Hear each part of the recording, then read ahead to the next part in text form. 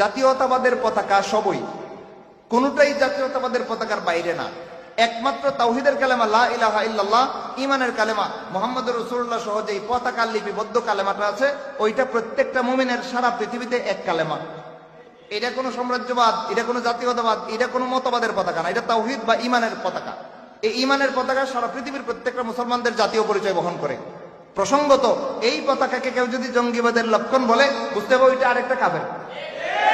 এটা আরেকটা কি ভাই? কাফের। ঈমানের কালেমা, এটা আমার দিলের ভিতরে বিশ্বাস করলে আমি জঙ্গি হই না। পতাকায় লিখে টাঙ্গাইলেই জঙ্গি, বুঝতে হবে এর ভিতরে কুফর ঢুকেছে। বেঈমান কাফেরদের ডিম ফুটা বাচ্চা মুসলমানদের কাছে কুফর সাপ্লাই দিতে আসছে।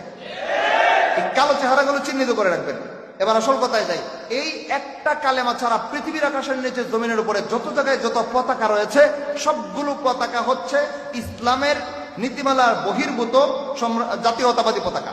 জাতীয়তাবাদ বলতে কি বোঝায়? কেউ তুর্কি, কেউ আরবি, কেউ বাঙালি, কেউ ইন্ডিয়ান, কেউ পাকিস্তানি। আল্লাহ আমাদেরকে এই নামে চিনাইছেন, মিল্লাতে আবিকুম ইব্রাহিম হুয়া সাম্মাকুমুল মুসলিমিন। তোমাদের ধর্মীয় জাতির পিতা ইব্রাহিম আলাইহিস সালাম তোমাদেরকে বাঙালি, পাকিস্তানি, ইন্ডিয়ান, তুর্কি, আরবি নামে নামকরণ করেন নাই, তোমাদের জাতীয় পরিচয় দিয়েছেন মুসলিম হিসেবে। আল্লাহ কেন পেশ করলেন? কারণ আল্লাহ চান আমরা মুসলিম নামে পরিচিত হই, ঠিক কিনা ভাই? তাইলে আমাদের জাতীয় পরিচয় আমরা মুসলিম।